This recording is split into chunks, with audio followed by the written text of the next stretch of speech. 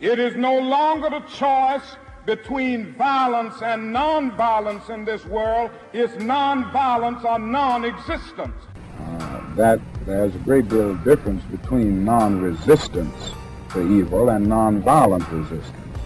Non-resistance leaves you in a state of stagnant passivity and deadening complacency, wherein nonviolent resistance means that you do resist in a very strong and determined manner.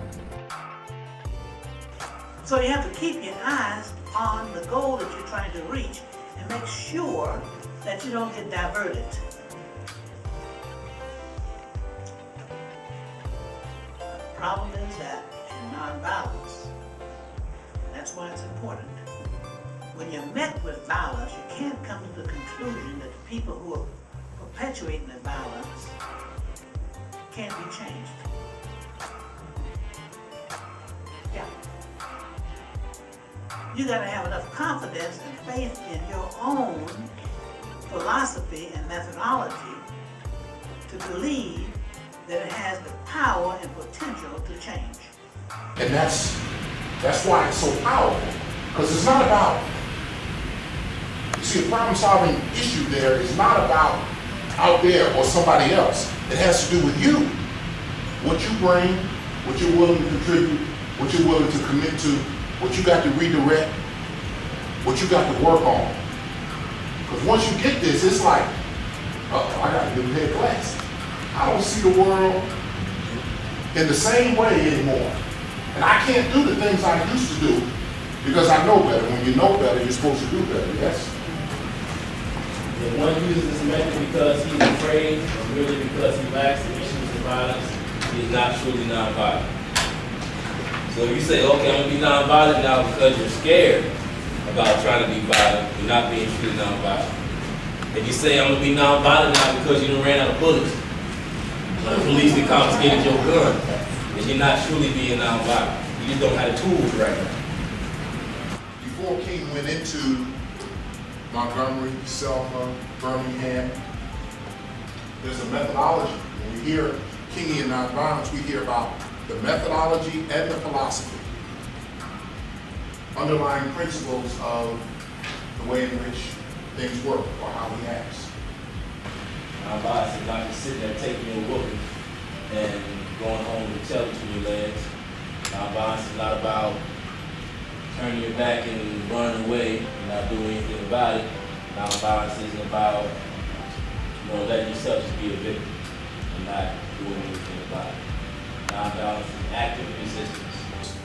One of the things about King, even in Montgomery as a prime example with the bus boycott, he was not seeking to put the bus company out of business. He was seeking to put justice in business. So he told them and gave them the information. He educated them on what it was that was going to happen and how they were going to do things and when. Really never learned in school that there's a methodology or a method to teaching nonviolence. Like, I always knew Martin Luther King stood for nonviolence, but I didn't know that it actually was a lot deeper when it comes to like cognitive thinking and critical thinking. That if you use and you master it and you can develop it, all of the little prejudices and biases that you have fade away. I feel like this is like the tip of the iceberg for my own life. I've always tried to search for ways to be better. I think I'm a pretty nice person, everybody usually says it, but I have thoughts, you know. And I mean, I really like the part about not letting somebody rent space in your mind, because it's this person, I really want to keep like a hockey puck. But now, when I see that, I'm going to say, hello, and keep it moving. This nonviolent class actually helped me not just take something back to the camp, but take something to my other job, and just actually help those kids understand that there's other ways besides physical confrontation. I mean, you can talk to people without having to put your hands on them or talk to them in terrible ways. I thought it was great, not only to take it back with the kids at our center, but also like in my own personal life to approach stuff differently, handle situations differently.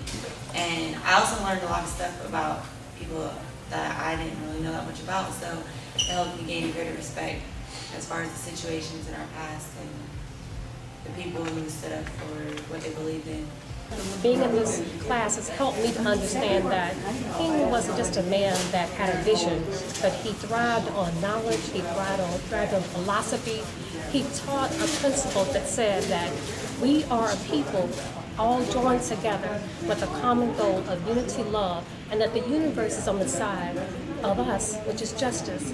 And so I was so grateful to meet the founder of Abel and his mom and all the people that were here today that came together to say that there is a purpose and a principle that we are united in faith and love and hope to bring justice to the universe and our community.